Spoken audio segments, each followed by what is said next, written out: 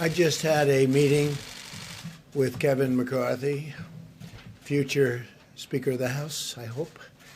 And he's done a fantastic job for the people of California, and also the people of California have done a fantastic job.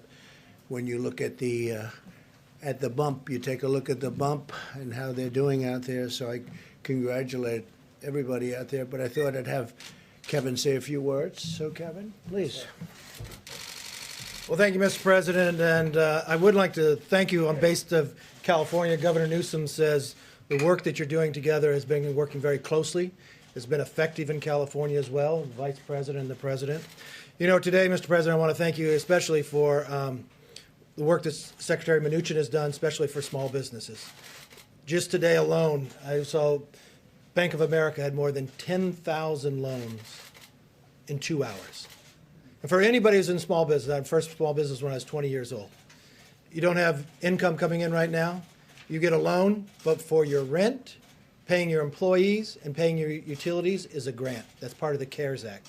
And I think you're going to find that a lot of small businesses are going to hire people back, keep them afloat through the next 2 months, and get this economy moving again as we get through this virus. So I just want to thank you for all that work. Thank you. Great job you're doing. Thank you. Thank you. You go ahead. I'll talk to you later. All right.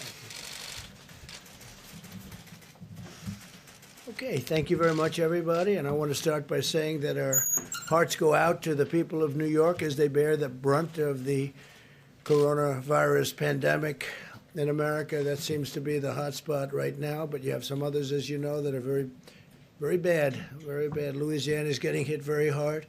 Parts of Michigan are getting hit very, very hard. New Jersey is surprisingly, it's much greater than anybody would have thought. They're doing a really good job. Governor's doing a really good job out there. New York's first responders, EMTs, doctors, nurses are showing incredible courage under pressure. They're the best in the world. We will take every action and will spare no resource, financial, medical, scientific. We will not spare anything. We'll get it back into shape. The Empire State, the governor's doing an excellent job. They're all working very hard together.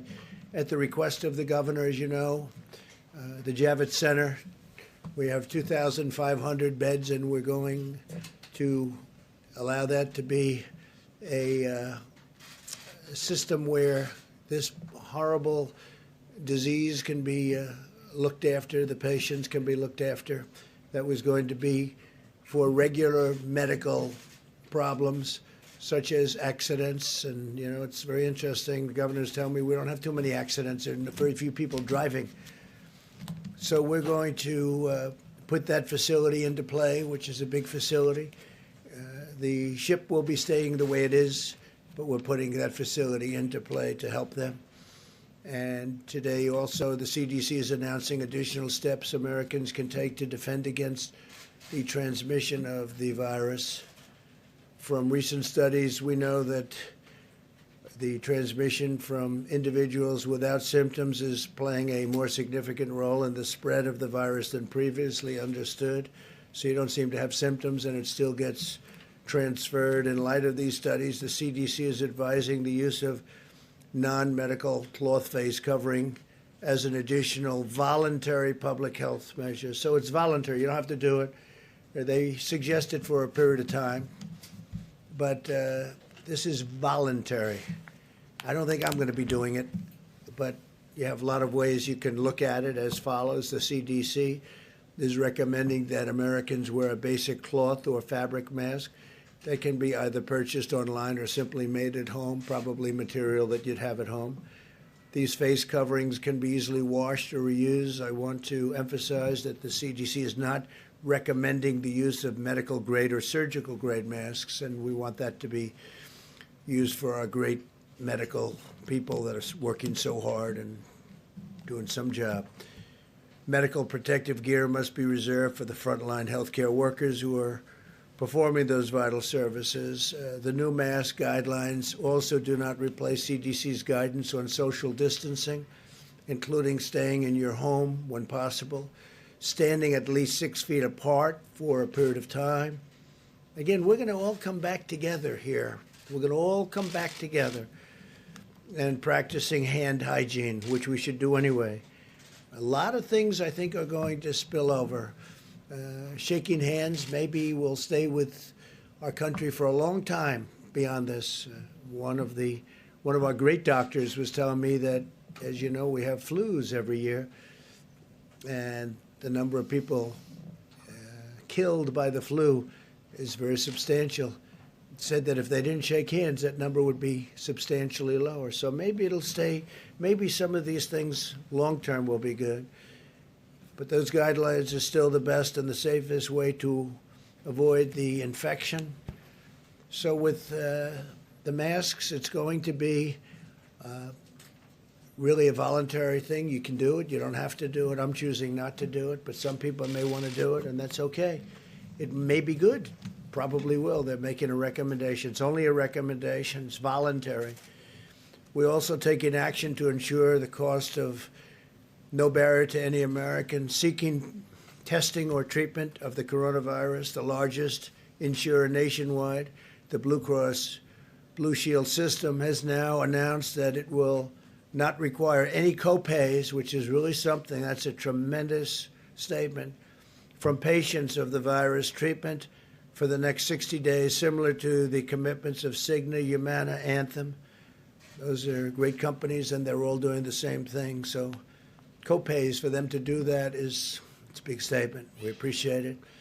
Today, I can so proudly announce that hospitals and healthcare providers treating uninsured coronavirus patients will be reimbursed by the federal government using funds from the economic relief package Congress passed last month. So that was as per the question yesterday, and actually the day before yesterday. This should alleviate any concern uninsured Americans may have about seeking the coronavirus treatment. So that's, I think, answers the question pretty well, and very much in the favor of our great people.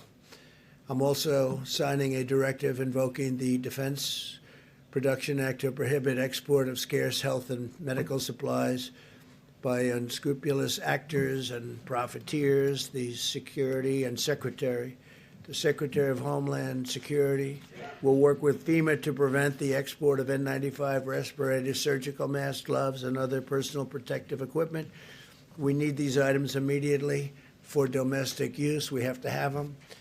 But we've done really well with the purchase of items, and you'll be hearing about that shortly.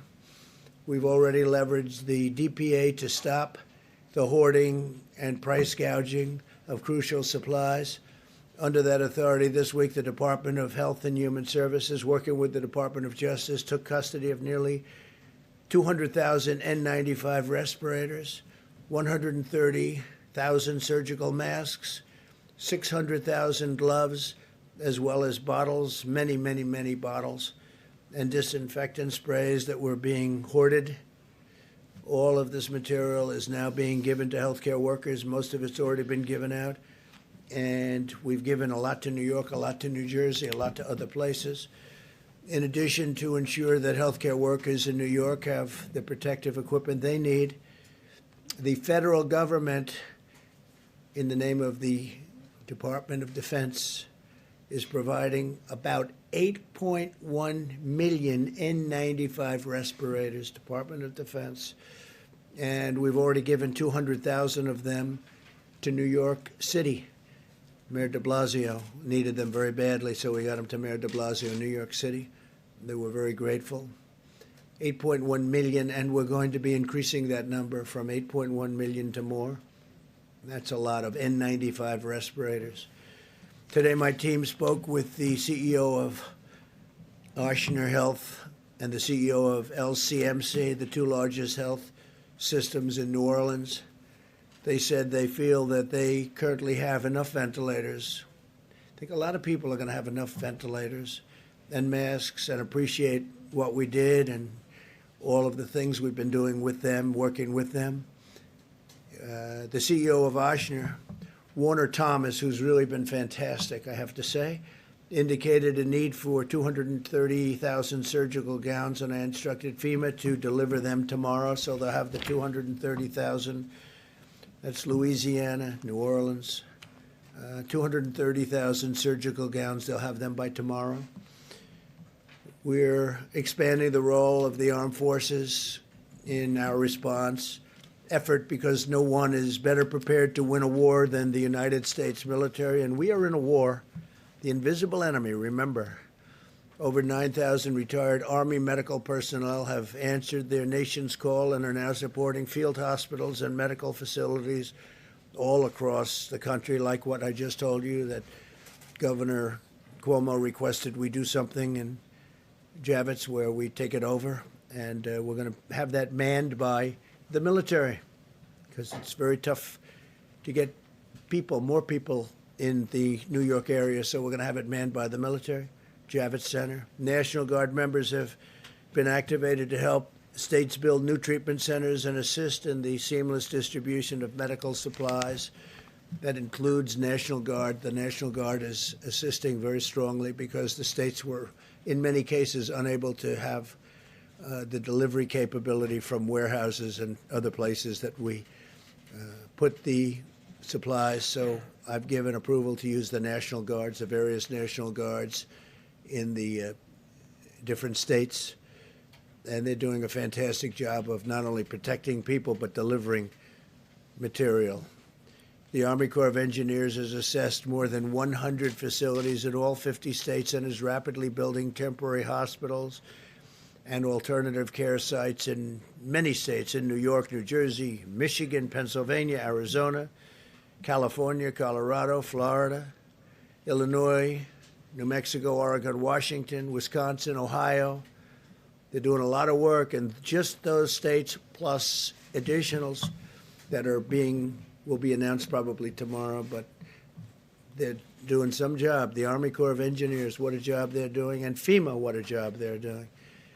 As we deploy the power of our military, we're also deploying the skill of our doctors, scientists, and medical researchers.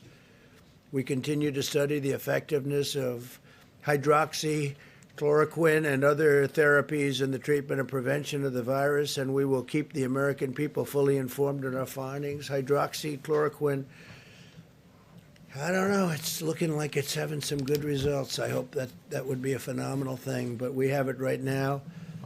In approximately now, it's increased to 1,500 people. I spoke with Dr. Zucker in New York, terrific guy, by the way.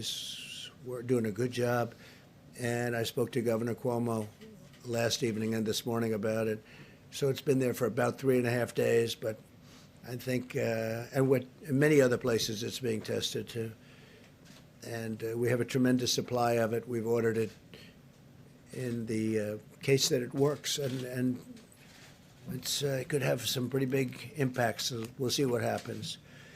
My administration is also working to get relief to American workers and businesses. In day one of the Paycheck Protection Program, as Kevin said, more than $3.5 billion in guaranteed loans have been processed to help small businesses keep their workers employed during the unprecedented time, And Bank of America has been incredible. Of the big banks, Bank of America has really stepped forward and done a great job.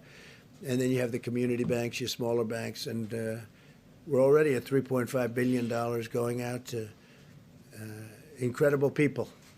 But that's way ahead of schedule. The SBA and the Treasury are working around the clock, and our banking partners are really incredible. And they're ensuring that the money gets to small businesses as quickly as possible, and then the small business, in turn, take care of employees that they would have had to let go, and now they'll keep them. And that's good. And then they're going to open for business, and they're going to have their employees, and we'll try and get back to where we were. Eventually, we're going to supersede where we were.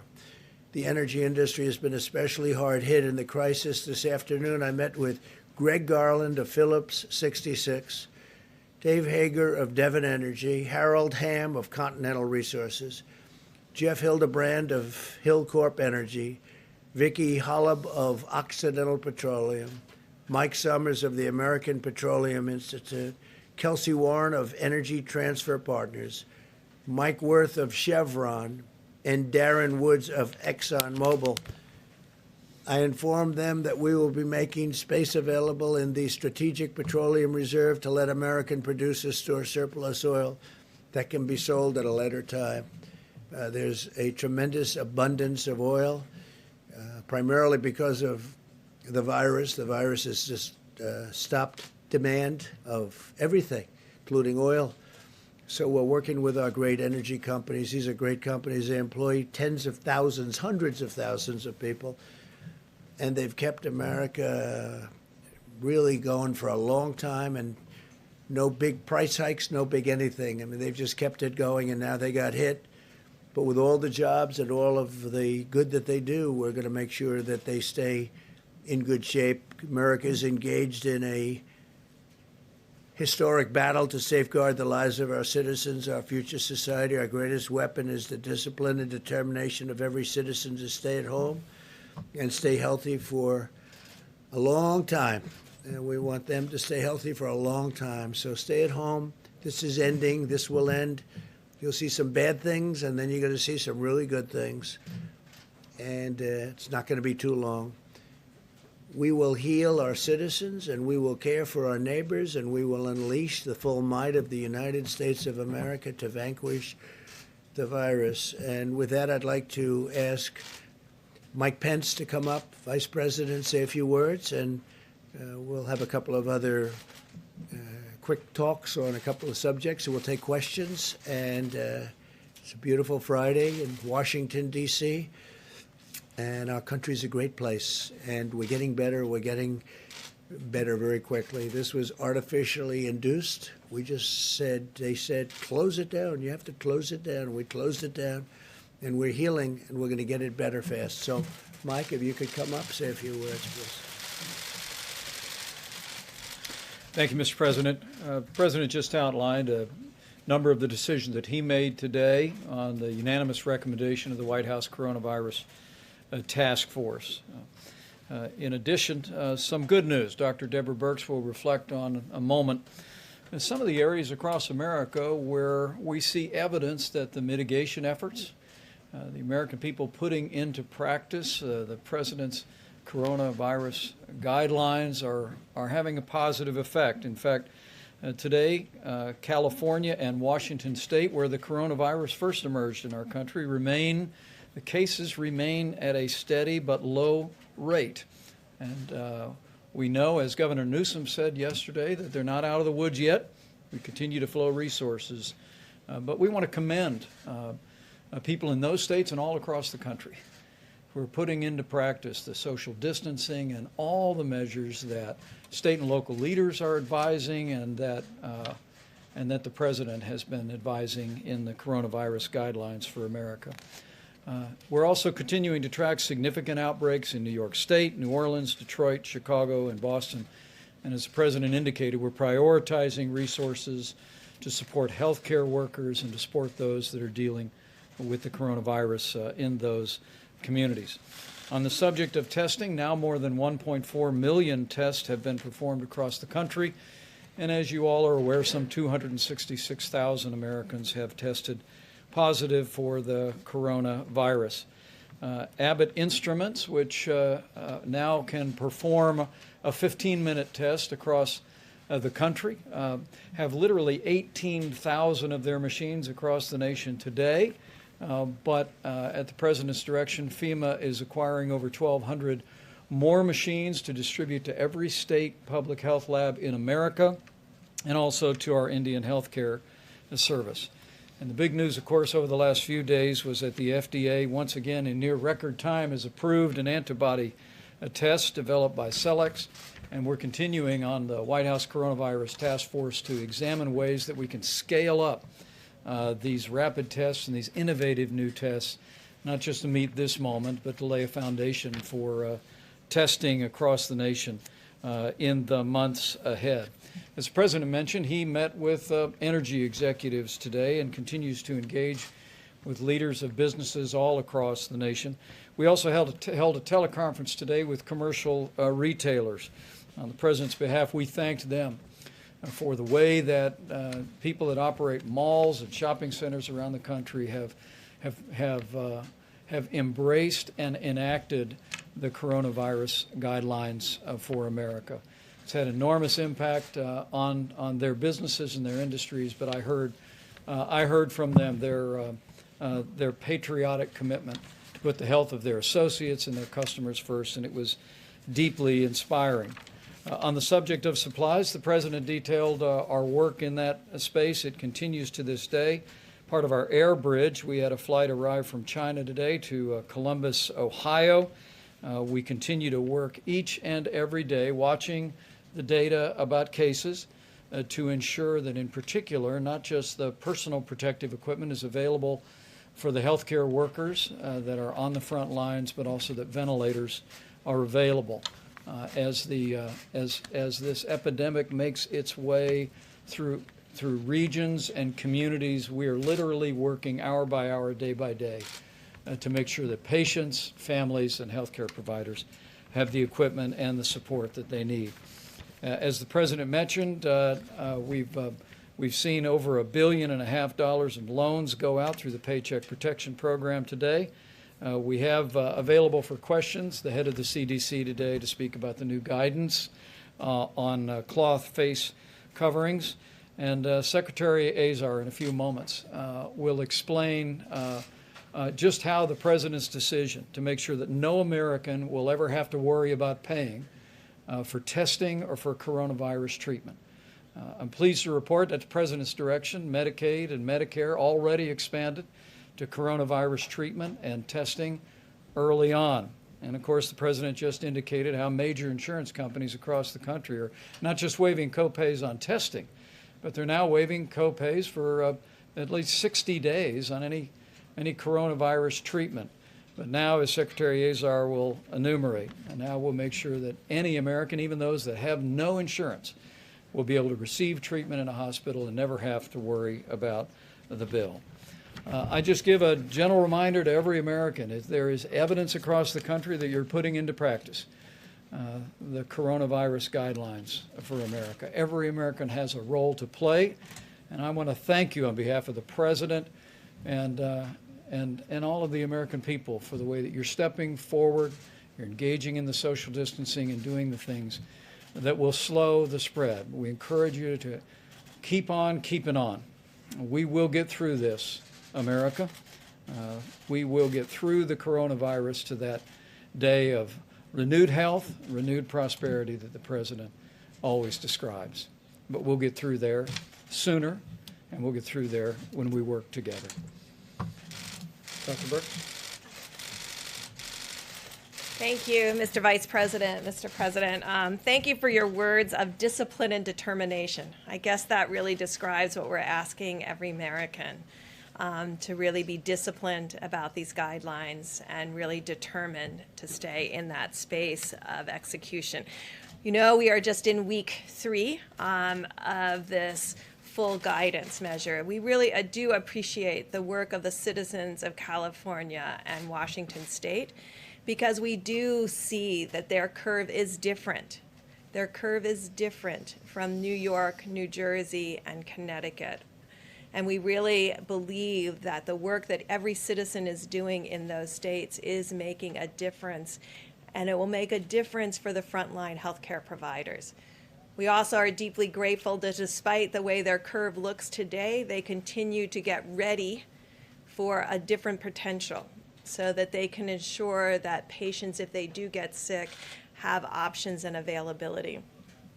To all the frontline healthcare workers in what we have referred to as hot zones, areas where the number of cases are quite significant, the New Orleans, the New York City metro area, including New Jersey and Connecticut, the incredible work that the frontline healthcare workers are providing.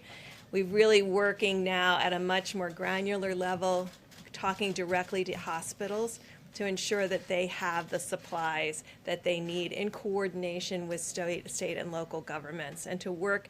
I think we discussed it yesterday, but I think it was quite clear also and reiterated by Governor Cuomo today that we have to support one another as each of these different metro areas and other areas move through their peak of new infections.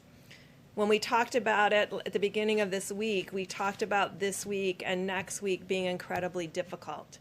And we want to recognize the number of Americans who have lost their lives to this virus and recognize the sacrifice that healthcare providers are making both in their care, but I think I'm very uplifted by hearing their messages to families and their compassion for others to provide that kind of support to the individuals in the hospital.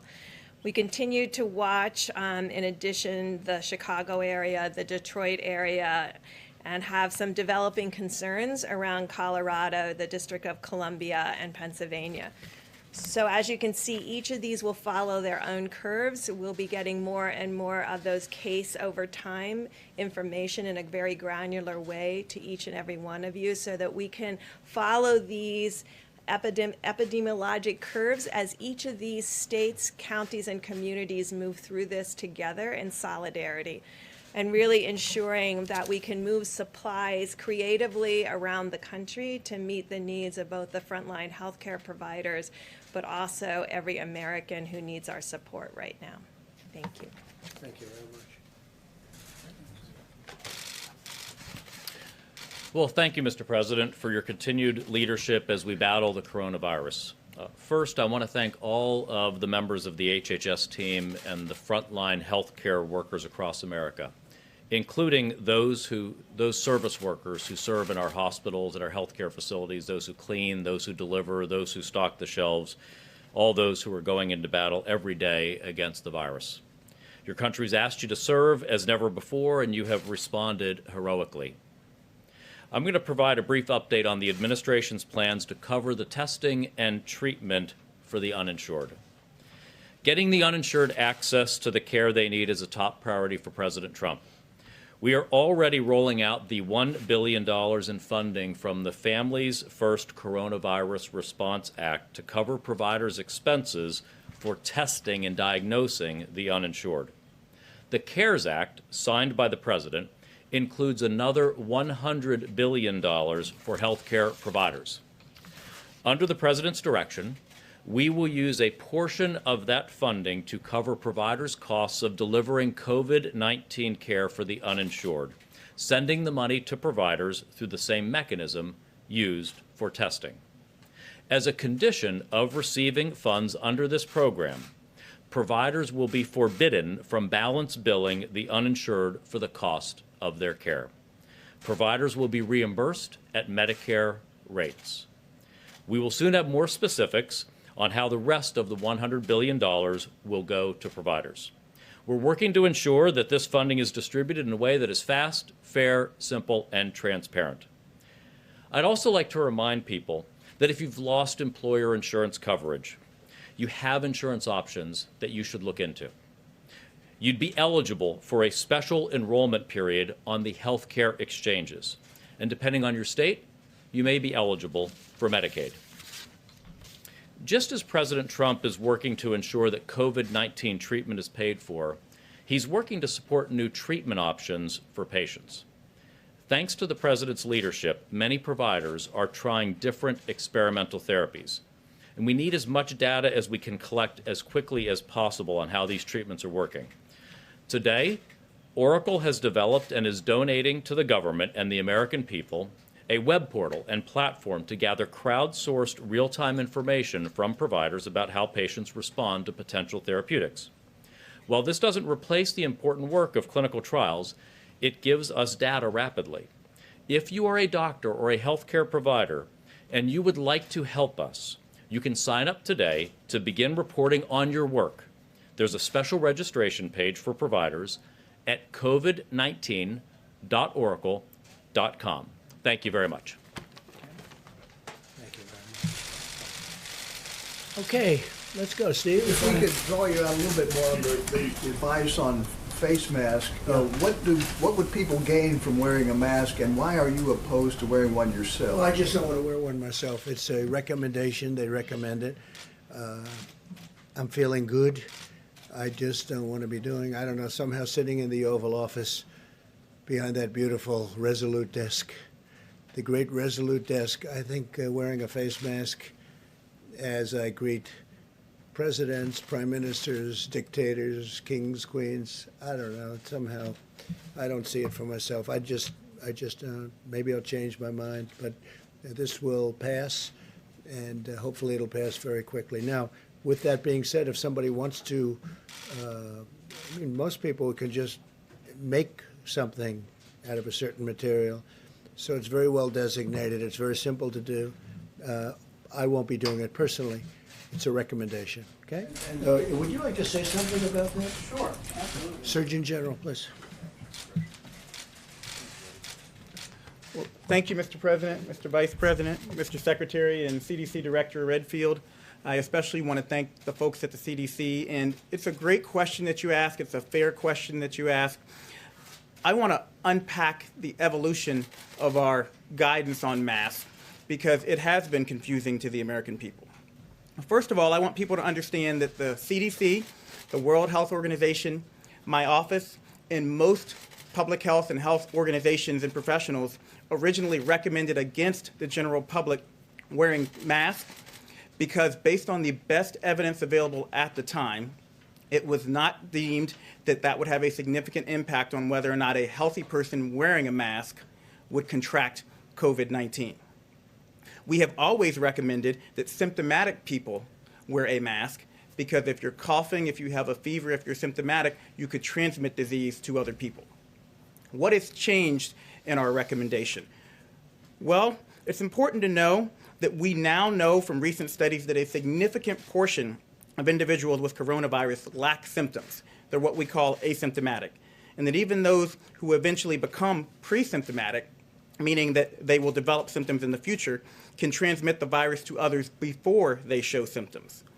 This means that the virus can spread between people interacting in close proximity. For example, coughing, speaking, or sneezing, even if those people were not exhibiting symptoms. In light of this new evidence, CDC recommends and the task force recommends wearing cloth face coverings in public settings where other social distancing measures are difficult to maintain. These include places like grocery stores and pharmacies. We especially recommend this in areas of significant community-based transmission.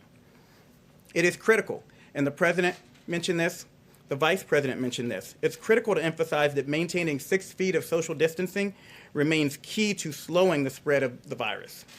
But CDC is additionally advising the use of simple cloth coverings to slow the spread of the virus and to help people who may have the virus and do not know it from transmitting it to others. The cloth face coverings recommended are not surgical masks or N95 respirators. Those are critical supplies that must continue to be reserved for healthcare workers and other medical first responders as recommended by the current CDC guidance. As the President also mentioned, cloth face coverings fashioned from household items or made at home from common materials at low cost can be used as an additional voluntary public health measure. This recommendation complements and does not replace the President's coronavirus guidelines for America, 30 days to slow the spread, which remains the cornerstone of our national effort to slow the spread of the virus. CDC is always looking at the data. We've told you that from the beginning. Dr. Birx says it every single press conference. We're looking at the data, we're evolving our recommendations, and new recommendations will come as the evidence dictates. So I want to say if you do choose to wear a face mask, very important, wash your hands first because you don't want to put on a face covering with a dirty hand. Do not touch your face while you are wearing the face covering because, again, you could take materials from the surface, germs from the surface, and bring it to your face. If you choose to wear a face covering, please leave the N95 mask, the medical supplies for the medical professionals, healthcare workers, and frontline workers. Know that this is not a substitute for social distancing. And remember, this is all about me protecting you and you protecting me. This is about us coming together as communities, and if people voluntarily choose to wear a face covering, they're wearing it to protect their neighbors from getting the coronavirus because, again, they could have asymptomatic spread. So, Mr. President, thank you very much for that. Appreciate the opportunity to update everybody. Okay, John. Mr. President, Dr. Fauci last night said that every state should have stay-at-home orders right now. Do you agree with that? Should every state in this country have the kind of stay-at-home orders that we now see in places like I Washington. leave New it York? up to the governors. The governors know what they're doing. They've been doing a great job. I guess we're close to 90% anyway. And states that we're talking about are not in jeopardy. No, I would leave it to the governors. I like that from the standpoint of governing, and I like that from the standpoint of even our Constitution. Please. Mr. President, to address the shortage in the blood supply, the Food and Drug Administration announced yesterday. Well, I pointed to it, right? Thanks, I thought we Mr. had it. President. I heard a different voice. I heard a much different voice. Go ahead. We'll get you later. Going to the oil meeting previously, Yeah. is the U.S. willing to cut domestic oil production? What came out of the meeting? What was the consensus? Well, a lot of things came out. It's a great industry. It's an important industry. It's a tremendous job-producing industry, and it's just vital. And it was also very interesting because they all were given the test before they came into the room. So you have the head of ExxonMobil, you have all these guys taking the test, and they all passed with flying colors. So that was good. They left happy in that respect, at least. There's just an overabundance of oil right now, oil and gas, a tremendous overabundance, and it was caused. They were doing a great job. They were producing a lot of energy, but then you had the virus come along and it knocked another 35%, maybe 40% off of the market. So there's too much oil. There's a glut, and these are great companies, and they'll figure it out. It's free market. We'll figure it out. You spoke to President Putin. I mean, what's on the table here And with the Crown him? Prince, both. Yeah. They were having a competition. We'll see how it all works out. I think it's going to work out very well. It's going to take a long time to get rid of that. There's massive excess amount of oil and gas, massive, like probably there's never been. So where that does work out well, I guess you could say, is for drivers. I think in certain locations it's down to 90 and 95 cents a gallon right now on the road. But we have a tremendous industry, a great industry, a tremendously important industry from the standpoint of jobs. And we're energy independent. We have to make sure we keep it that way. All right, please, go ahead. Mr. President, as I was saying, the Food and Drug Administration, to address the shortage in the blood supply, announced yesterday it would ease the restrictions on certain donors, including gay men, who are now required to be abstinent for 3 months as opposed to 12 months to donate. Did you have a hand in that change? No, I didn't know anything about that. That was done by the FDA, very capable people at the FDA. Please, Yes, Mr. President, both the government of Canada and 3M are pushing back on this DPA not to export N95 respirators. 3M says... I don't this- blame them. They can push back Yeah, if they but want. they're saying it We're not raises- happy with 3M. Yeah. We're not happy. And the people that dealt with it directly are not at all happy with 3M. So we'll see whether or not we do. I heard what he had to say today. I don't know the gentleman, but we're not happy with 3M. Go ahead. And where is Dr. Fauci? I don't know, but every time you ask that question, whenever he's not here, you look, you say, where is he? And you'll say, is there a problem? No problem whatsoever. Every time he's not here, sometimes I'll ask him to come because that's the first question that you and a couple of others from the fake news establishment ask is, where's Dr. Fauci? We're doing great together. Different subject, if I may Except ask. we're covering a different subject today. Go ahead. Different subject, if I Go ahead, may Jim. ask. Try another Mr. one. President, you have said nobody could have seen this pandemic coming. But in fact, Secretary Azar at a biodefense summit in April 2019 said, of course, the thing that people ask, what keeps you most up at night in the biodefense world? Pandemic flu, of course. I think everyone in this room probably shares that concern. Your own Health and Human Services Secretary was aware that this had the potential of being a very big problem around the world, a pandemic of this nature. Who dropped the ball? Well, I always knew that pandemics are one of the worst things could happen. There's been nothing like this since probably 1917. That was the big one in Europe. It started actually here and went to Europe, probably. I've heard about, excuse me, wait a minute, let me finish. I've heard about this for a long time, pandemics. You don't want pandemics. And I don't think he was talking about a specific pandemic. He was talking about the threat of a pandemic could happen, and it could happen. Most people thought it wouldn't, and most people didn't understand the severity of it. This is very severe. What's happened is very severe. But I'd let you answer that. I assume that he was talking about the concept of a pandemic. Thank you, Mr. President. Actually, absolutely. For 15 years now, this country has had a massive effort at the federal, state, and local level of preparedness for pandemic. Now, that largely has been, as I said in those remarks, about pandemic flu preparedness. We knew about SARS, we knew about MERS, which were earlier modifications or variants of the coronavirus.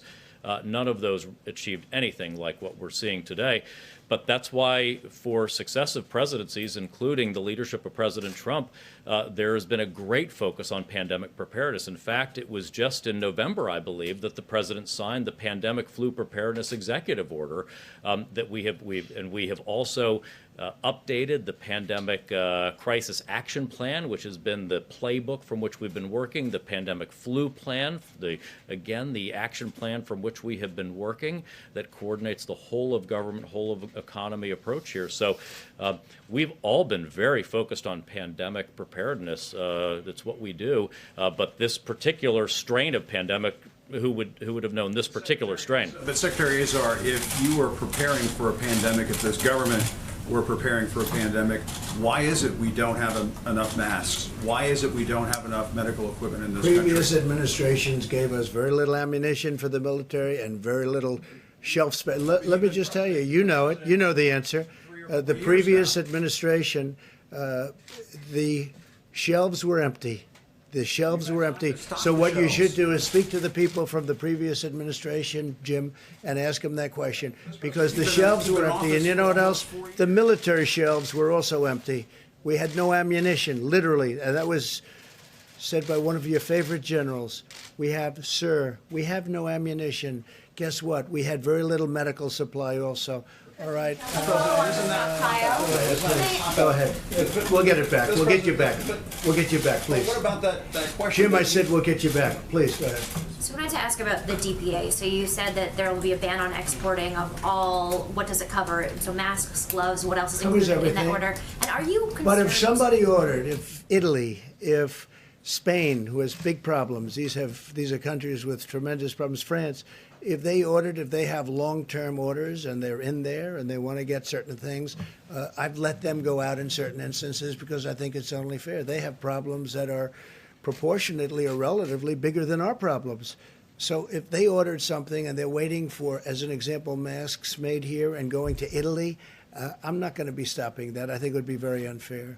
And by the way, speaking about being fair and unfair, two very big cruise liners, as you know, I allowed them to dock today. We worked with the governor of Florida, as you know, Ron DeSantis, and we worked on it, and we had tremendous security, and we took the sick people, and we're working with them. We have doctors. We have great doctors, military doctors. And from a humane standpoint, not that we're in love with this. These are two massive ships, but we have to take care of people. We have to take care. We sent many back to Canada. The Canadians came and worked very closely with us, as did the UK. We had a lot of people from the UK, and we took care of the Americans. We took care of the sick. We had some people very sick. I think we have 3 to 4, maybe 5 people that had died on the boat, one of the boats actually, and we had to take care of these people. So we could have let them float aimlessly into the ocean looking for port, as they've been doing for a long time. And I made the decision we had to take them in, and Homeland Security and a lot of other people did a great job. But we had to help people. These are people that were very, very sick. Some were dying, some died. Please. Can I just finish, please? Go ahead, go ahead. Mr. President, your staff today said that people in close proximity to you and the Vice President will get a coronavirus test. I'm wondering, are you concerned that the people you've been hanging around with may have the virus? No, I'm not concerned, no. I had a test yesterday. What's the reason for the order for people who meet with you or talk to you? Why? I don't know. Why I mean, should they I heard from the oil executives, these are people, most of them had not had the test. And frankly, I think they left the room feeling good about a lot of things, but they felt good about the test. This was a test that took, I guess, 13 minutes to have it finalized. They took the test. I don't know. I didn't know they were doing that. Maybe they did it just for them. I don't know. But it seems that a lot of people, because now we have tests that really work well. Abbott, in this case, Abbott. We have other tests being developed right now that are also fantastic. The original tests, the ones we inherited, Jim, as an example, they were broken. They were obsolete. They were not good tests, and that's what we got stuck with. We've developed some incredible tests, but this took 13 to 15 minutes. and they were all fine. On the DPA, Go ahead, so finish your So I question. just wanted to ask, so the problem some people have raised is that if the U.S. stopped exporting, what you could have is other countries then deciding reciprocally that they are going to stop exporting, and that the result of that then will be a net decrease in the amount of supplies that American doctors, American hospitals have. How do you address that? Well, I address it in the following manner. We really are very well supplied. We are not the principal. It's the hospitals, the states, the cities. They're supposed to get everything they can and stock up in case something like this happens. But nobody could ever have assumed that something like this happened. So we started supplying. We brought tremendous amounts to New York today and over the last few days. We brought them to Louisiana. We brought them to Michigan. We brought them to Los Angeles. A lot of equipment. You read the amount of masks that we had. I think I said over 8 million masks. The N95 masks, the more expensive, more complicated, better, whatever masks, the ones that want to use in the hospitals. We have millions of them now, and we've given them to a lot. We sent to Bellevue in New York today. That was from Mayor de Blasio, 200,000 of them. But we have 8.1 million. We're going to have more than that. And we're getting them from various sources, including the military. We're rapidly then replacing them because we have to replace them in case there's another emergency. I would be gowns too. We have many gowns being delivered and have been delivered. Our people have done an incredible job. Most people have said now, and I said this yesterday, governors have said, thank you very much, great job. If they're a Democrat governor, in some cases, not in all cases at all. If I said, here's 1,000 ventilators, how many do you want? We want 1,000. Here's 1,000. You got them. But you know what we're going to do? We're going to add another 5,000. Is that good? They said, wow, that's great. And then if Jim Acosta goes and says, are you happy with the president? No, he should have given us 10,000. That's what's happening. You know why? Because that's a standard political answer. And that's a shame because we have done a job like nobody's ever done a job. But we've just delivered a lot of masks. We've just delivered a lot of gowns and protective gear. But you're talking about a massive number. But as of this morning, people were very, very happy. Steve? Will executives ask you for a bailout?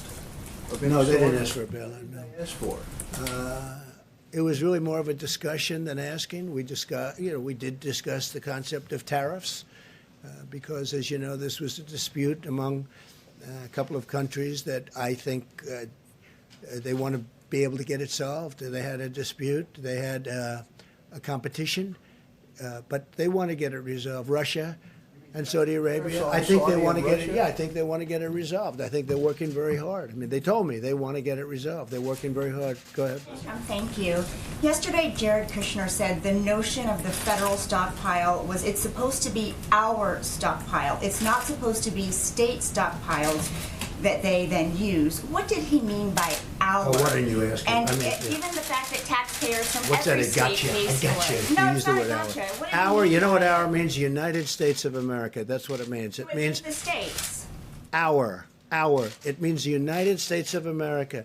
And then we take that hour and we distribute it to the states. So why did you Not say that we it's have not to. supposed to be state stockpiles that they then Because we use? need it for the government and we need it for the federal government. But when the states are in, to also keep, Giving it to if it's not to the states. to keep for our country, because the federal government needs it too, not just the states. But out of that, we oftentimes choose. As an example, we have almost 10,000 ventilators, and we are ready to rock with those ventilators. We're going to bring them to various areas of the country that need them. But when he says our, he's talking about our country. He's talking, he's talking about the federal government. I mean, it's such a basic, simple question, and you try and make it sound so bad.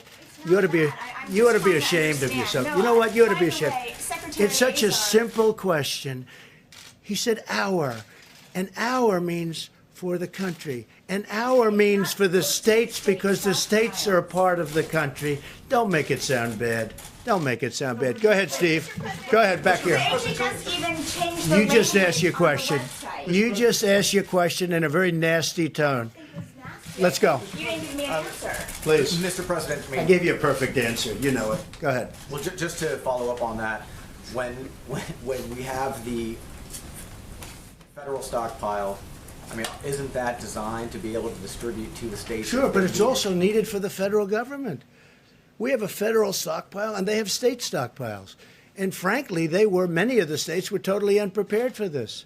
So we had to go into the federal stockpile. But we're not an ordering clerk. They have to have for themselves. Now, some of the states were in good shape. Some of the states were not in good shape. That's probably something you could expect. We have been helping states. We have been spending a tremendous amount of time, effort, and billions of dollars on making sure that they have what they have. I mean, take New York. We built them hospitals. I built them 4 hospitals, built them medical centers, sent a ship with 1,000 rooms and 12 operating rooms. And then on top of that, gave vast numbers of ventilators and vast numbers of surgical gowns, equipment, masks, everything else. Now, they had a chance to order ventilators over the years. They had a chance to order a very big, but they didn't choose to do it. We were there and we helped them. And I think the governor of New York is very thankful for the help that we gave. But we have a stockpile. It's a federal stockpile. We can use that for states or we can use it for ourselves. We do use it for the federal government. We have a very big federal government. Go ahead. Have you decided not to use your powers to be essentially a traffic cop for all the essential medical supplies that are needed? We're not a in this? traffic cop. We're a humanitarian cop. We help. It's like the ships. Do you think we wanted to take 2 big ships into our country that have obvious problems, and you know the problems I'm talking about? So I have a decision to make. Do I take them in or do I save lives? Okay? Do I take them in or do I save? I decided to take them in. And we have tremendous protection. We have great doctors there to help the people. They had 4 or 5 people that died. That was as of last night. They died on the ships. We took care of it. And now the people are in the process of, and many are already back in Canada, they're back in the UK, United Kingdom, and many of them were American citizens. Some were very sick. We're taking care of the sick people. We're testing all of the others very, very carefully, very, very carefully. They are being tested like you wouldn't believe. And we solve a humanitarian catastrophe. You know why? Because nobody else would take the ships. Nobody else would take them. So we docked them in, I think, Fort Lauderdale. Why you don't say we're the federal government and there's a shortage of masks and other things, and we're going. We do say that. We say and we use the act. Excuse me. We do say that, and we use the act, and we've used it a number of times, very powerfully. And a lot of times we don't have to use it because we say we're going to use it if you don't do this or that. And then we also have companies that act incredibly well. We have plenty of them, mostly them. But we've used the act very powerfully. And a lot of times you don't have to exercise the act. All you have to do is tell them, look, if you don't do this, we're going to use the act. And we've done a good job with it, maybe a great job. Yeah. Mr. President, there are news reports that you want to sign the stimulus checks that are going out here in several months. Is that right? Do you want to sign those checks? Me sign? No. There's millions of checks. I'm going to sign them? No.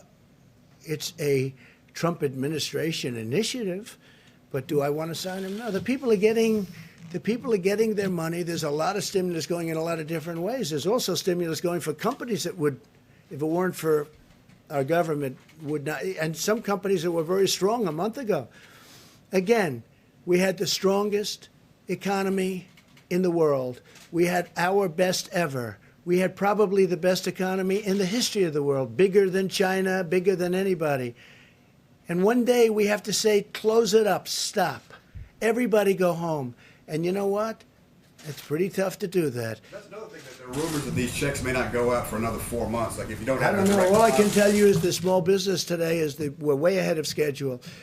There is a problem which I pointed out. I said you shouldn't do it this way with unemployment. We're 40-year-old equipment by the states. We're sending the money to the states. Once the money is sent to the states, then the states, whether they're Republican or Democrat, have to get the money out to the people. Hopefully they will be able to do it. But many of those states have 40-year-old computers. I don't know that they're equipped. I wanted to give the money direct, if that's what you're talking about. I wanted to give the money out direct. It would have been much easier. But the Democrats and some people said, no, let's do it the complicated way. I'm talking more about the stimulus checks. All right, well, I was talking about both. Yeah. Yeah, Where they'll will people get, their they will. votes? Go ahead, please. Thank you, sir. I'd like to ask questions both for myself and some of the other reporters who are in the room, social distancing. First of all, and this is for yourself and Dr. Birx, what percentage of the population do we suspect to be asymptomatic at this point? Is there a way to figure that out? Seems like the antibody test might be able to assist in determining that number.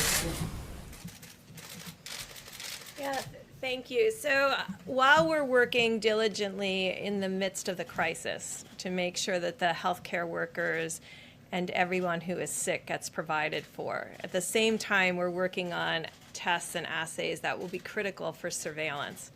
And at the same time working on plans for what we need to do as this moves through the population and we get on the downside, which we're not there yet.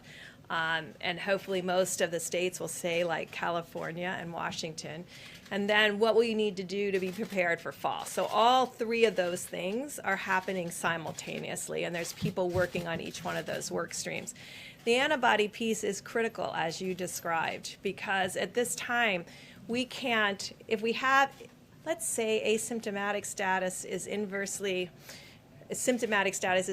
related to age. And so the younger you are, the more likely you are to be asymptomatic. We have to know that because we have to know how many people have actually become infected. So when we talked about 5 days ago, I think on Monday, I called on universities to work on an ELISA-based test to test for their health workers and really get through that. At the same time, the private sector is working on tests. And what do we want those tests to be? We want those tests to be like what we use for HIV and malaria. Finger prick onto a cassette, you get a line if you're positive, and you get a control line. Negative, the line isn't there, and there's the control line. That's our dream assay because it's a finger prick. In the meantime, we're not waiting. I mean, we're pushing for that. At the same time, we're asking to develop an assay, the ELISA-based assay, which requires a tube of blood. And that's why we're also talking about, could we use dried blood spots? We also put out a call directly out to the military because of the Roosevelt to really test all of the sailors on the Roosevelt with an antibody test to get to this critical issue of asymptomatic and already pre-existing antibody. That would be if the first responders knew they already had it and they had protective antibody, if the nurses knew, the doctors knew, if your school teacher knew, then it's a very different dialogue. So we understand the importance of that, and we understand how important it is in relationship to understanding this epidemic. One other comment, because I know we're always saying who knew what when. I just want to make clear, there's 150 plus countries working on this collectively together. It's devastating for every single country. When we get through this, we can go back and look at what happened, where, and what does this epidemic look like. And when you get through it, then you can validate every model there is known to man.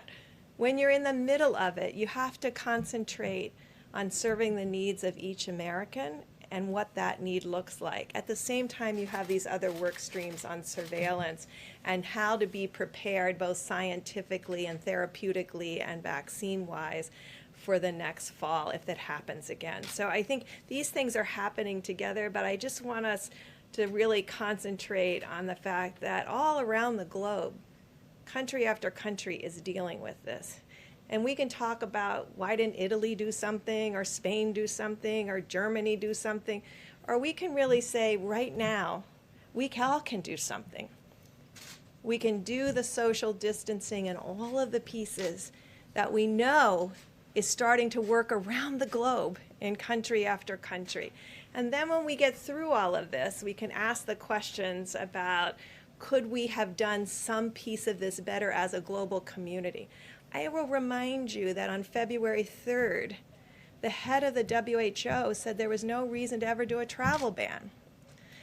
You know, it wasn't until January 14th that we knew that there was human-to-human transmission.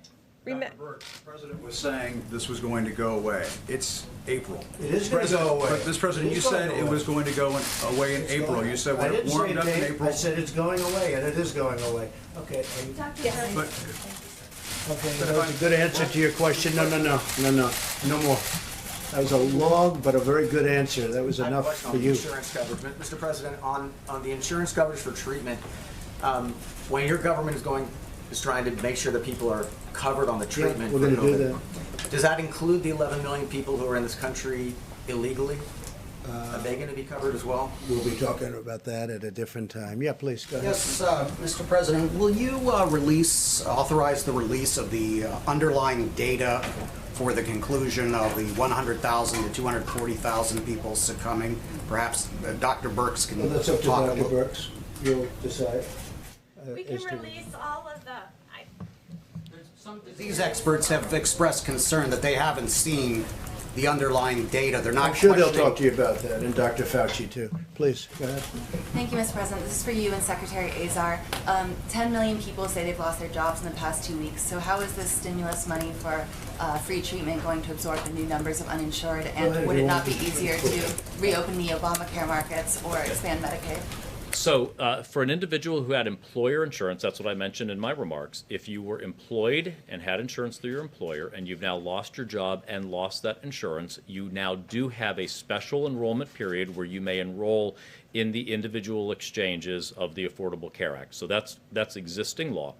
Then what we're doing is taking from that $100 billion to providers, taking money and saying, if you're a provider and you care for anybody who's uninsured, we're going to compensate you for doing that. And we're going to compensate you at the Medicare reimbursement rates, and you are not allowed to bill that uninsured individual anything. So in many respects, it's better for those uninsured individuals. They're going to get first dollar coverage, they're going to get care in the United States, and the provider is going to be made whole from this program. So it's really an unprecedented, what President Trump is doing here with this money is an unprecedented disease-specific support of care for individuals to make sure that people get treatment. Will still be billed if they test negative, or what about non-COVID conditions? A couple questions about supplies. One specifically on New York and the question of ventilators. Governor Cuomo is saying that New York may be days away from running out of ventilators. Can you assure New York that going into next week that they're going to have the ventilators that they're going to need? No, they should have had more ventilators at the time. They should have had more ventilators. They were totally underserviced. We're doing our best for New York. You know, we have states. We have a lot of states. We have territories too, but we have a lot of states that have to be taken care of, some much more so than others. We've worked very well with the governor. We happen to think that he's well served with ventilators. We're going to find out. But we have other states to take care of. We have a big problem in Louisiana. We have a big problem in Michigan. We have a big problem in 7 other really strong hotspots. But we're doing the best we can. I wish they did the original orders 3 years ago. They would have had all the ventilators they needed, although even then they wouldn't, because if you look at what the original request was from New York, it was far greater than anybody ever heard.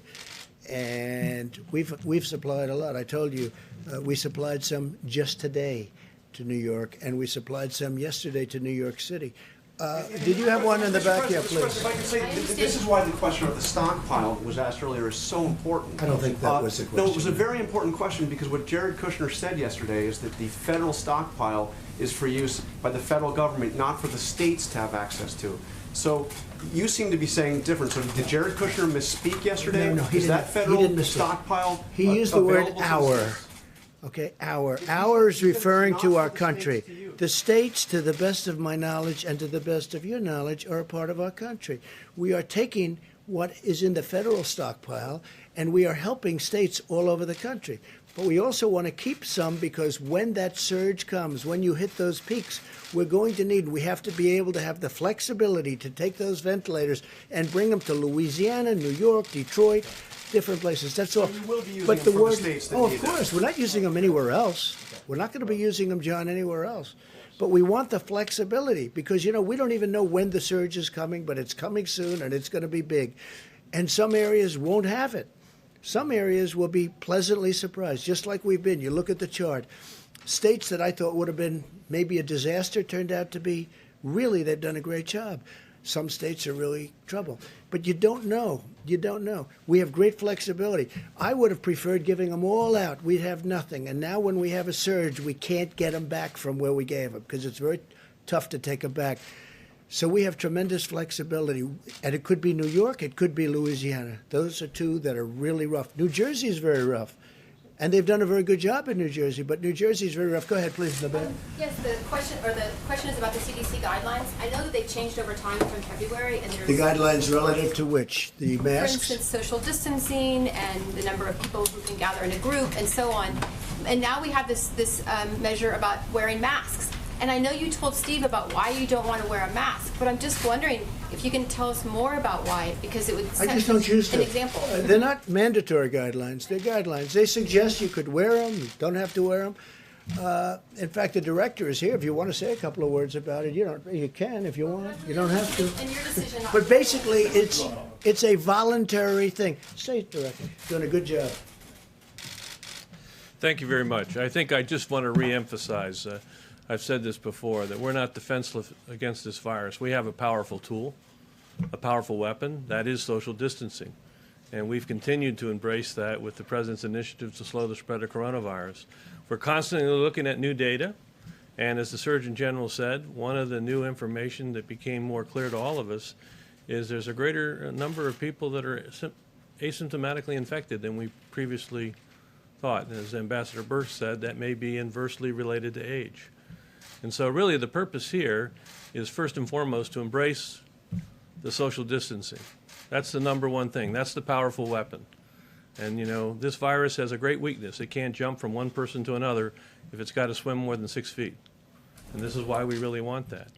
That said, we now know that there may be individuals in areas of significant community transmission that may be asymptomatically infected. And we know that a face barrier can actually interrupt the number of virus particles that can go from one person to the other. So as was said by the Vice President, the purpose of this face covering is to be another adjunctive mitigation strategy to protect someone from spreading the virus from themselves to someone else. And I was just tested also, so I assume I don't have the virus, so I don't have to worry about spreading it. Okay? Please, go ahead. Mr. President, I want to make sure we're clear. When you mentioned tariffs earlier that came up in the meeting, are you considering tariffs on Saudi Arabian oil? And Well, then I can always also, consider. Look, tariffs have made a tremendous amount of money for our country. I put them on China. I put them on other places. And other countries tariff us, and they take advantage of us, and they have for many years. Look, countries have taken advantage of the United States for years. They've ripped us off like nobody can even believe, whether it be on manufacturing, whether it be on exporting, whether it be on almost anything, including military, where we provide virtually free military assistance to countries that, frankly, take advantage of us, don't even like us, okay? So this has been going on for years. They tariff us.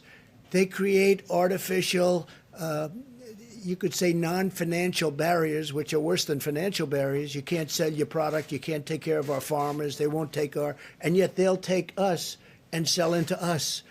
And we won't charge them anything for doing it. Look, they've taken advantage of us for years. Tariffs are a way of evening the score. Tariffs are a way of just neutralizing. They have tariffs on us, and we now can put tariffs on them. Am I using it for oil? It's something we can. No. Am I doing it now? No. Am I thinking about imposing it as of this moment? No.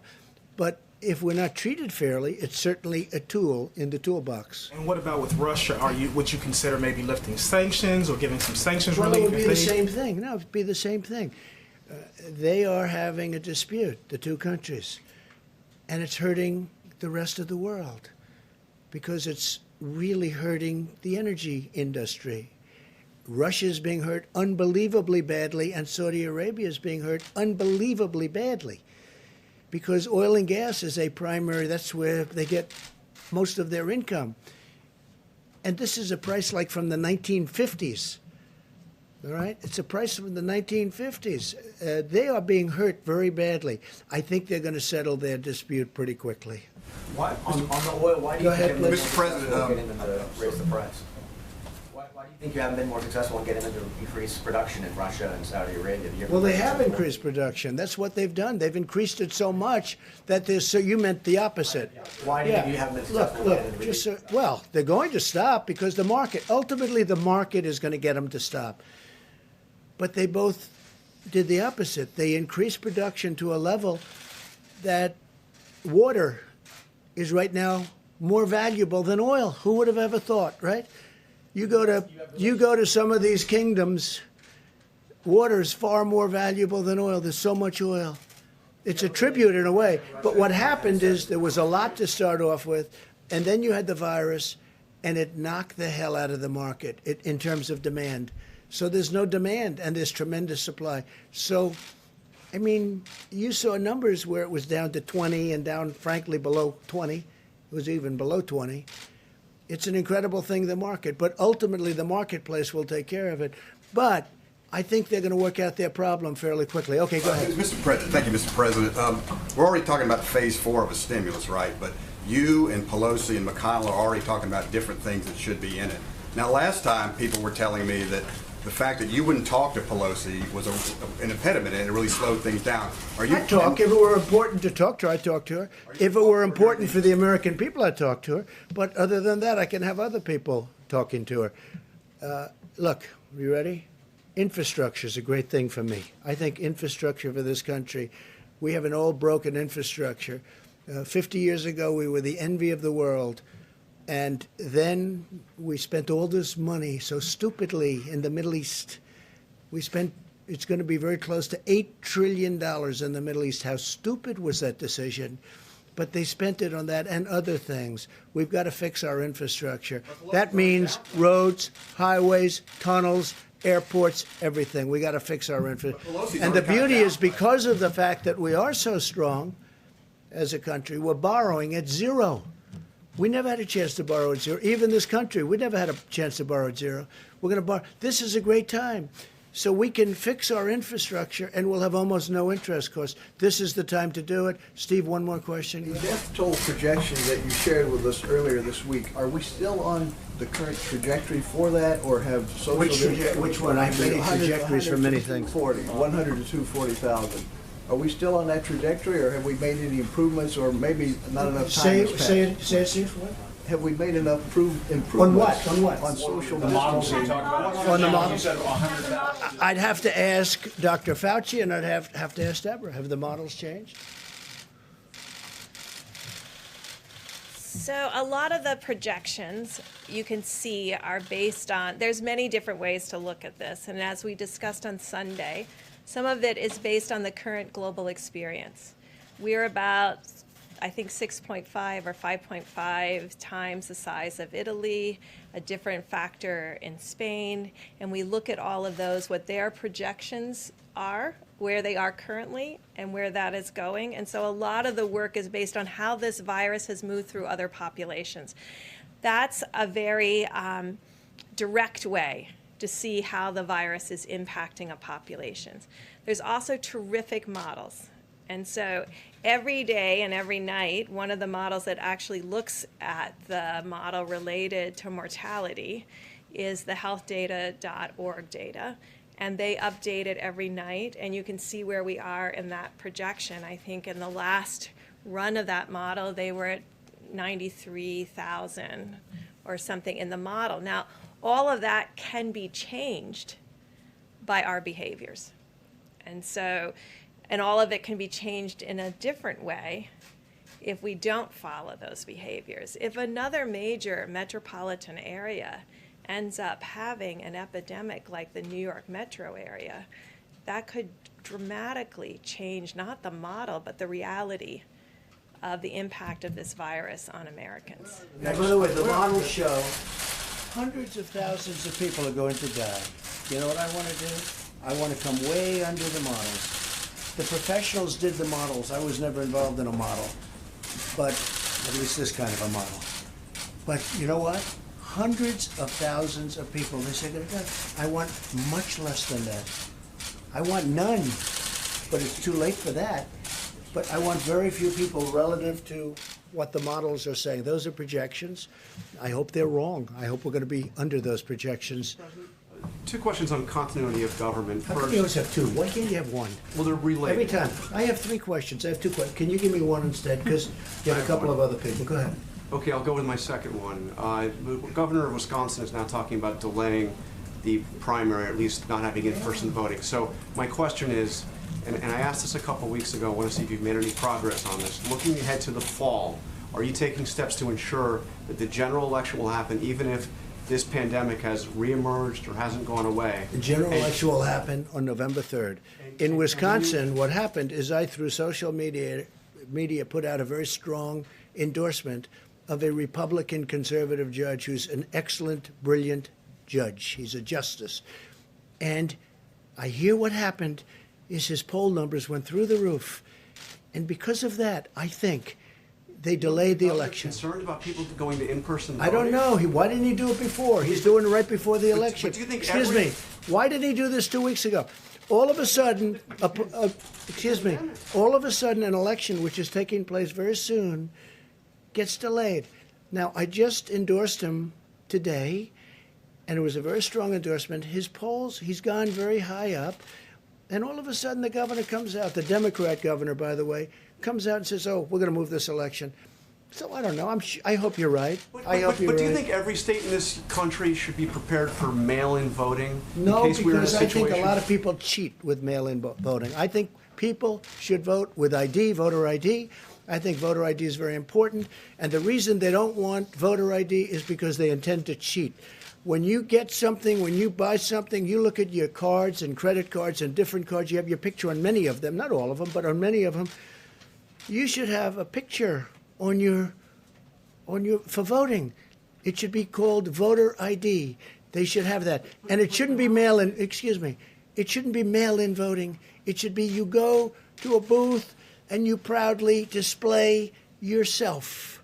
You don't send it in the mail where people pick up all sorts of bad things can happen by the time they sign that, if they sign that, by the time it gets in and is tabulated. No, it shouldn't be mailed in. You should vote at the booth, and you should have voter ID. Because when you have voter ID, that's the real deal. Thank you very much. We'll see you tomorrow.